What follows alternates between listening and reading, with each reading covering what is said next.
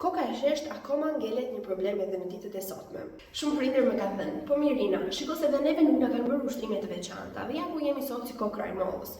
Po, si kokra e mollës, po ama moll me pak cepa, do thoni ju po pse. Shiko, se deri në 1 vjeç fëmijët në kohën tonë janë vendosur në djep, dhe në muajt e parë kafka e bebit ku është duke u formuar dhe është shumë delikate, që do të thotë sa më shumë të jetë në presion, duke u vendosur në kontakt me një sipërfaqe për një kohë të gjatë, ashtu do e marrë dhe formë. Dhe duke qenë se në pjesën më të madhe të 24 orarësh në muajt e parë bebi e kalon në gjumë, kështu që dhe kontakti që pjesa e mbrapme e kafkës ka me dyshekun është edhe akoma më lart. Dhe normalisht kjo shpjegon dhe pse ne tani kemi kokën e sheshtë. Kjo vjen të re shumë edhe tek djemt.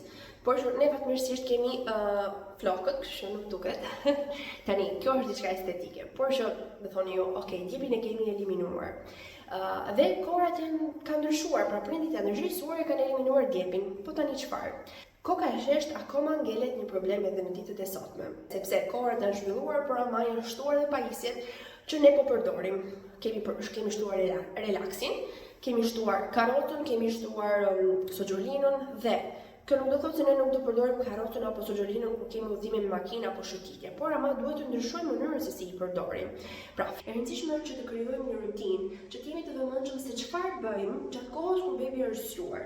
Sepse shumë e rëndësishme që gjatë kohës kur bebi është zgjuar, të mos jetë koka e tij në kontakt të vazhdueshëm me një sipërfaqe, qoftë kjo dysheku apo relaksi. Prandaj kur bebi është zgjuar, në vend që ta lëmë në relaks, të bëjmë qëndrimin barkazi. Kur duam që të bëjmë një shëtitje, nëse bebi pra të arrijmë të koordinojmë orarin e gjumit të bebit, që ai ta bëjë atë orarin që supozohet të bën gjumin që supozohet të bënte në krevat, ta bëjë në karrocë. Dhe nëse bebi është zgjuar, shëtitjen të mos ta bëjmë me karrocë, por ta bëjmë ose me marsupio ose me kangur. Udhimet e makinë shumë e rëndësishme është që nëse kemi udhime të gjata me makinë, normalisht që do ta përdorim sogjolinën, por që të sigurohemi që koka e bebit të mos ngeli në një pozicion të ngecur për shumë kohë. Pra, të sigurohemi që t'ia rrotullojmë bebit pra kohën njëherë në njëra, njëherë në anën tjetër. Pra janë gjëra shumë të vogla, por që bëjnë një ndryshim shumë të madh dhe kanë me të vërtetë efekte shumë të mëdha në zhvillimin motorik dhe në zhvillimin fizik të bebit tonë.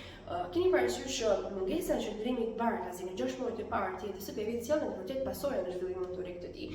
Dhe në vitin e radhës ju flas pikërisht për këtë gjë. Prandaj më ndiqni.